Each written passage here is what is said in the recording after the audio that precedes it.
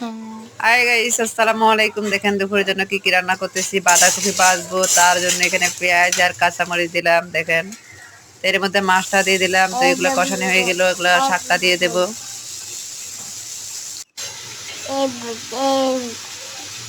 শাকটা দিয়ে কিছুক্ষণ রাখলে একটু কমার জন্য দিয়ে দেবো। এখন তো বেশি হয়ে গেছে, লাগতে পারতেছি না।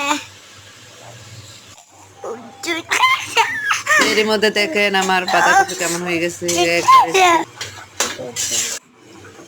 তো দেখেন এই যে দেখেন আমার এই সাইড দিয়ে আবার ভাত হয়ে গেছে, আর এখান দিয়ে দেখেন আবার দিয়ে দিলাম এই যে আমি শাক রান্না করবো, লাউ শাক।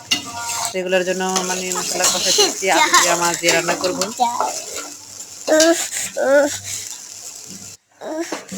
এর মধ্যে পরিমাণ মতো জল দিয়ে দিলাম।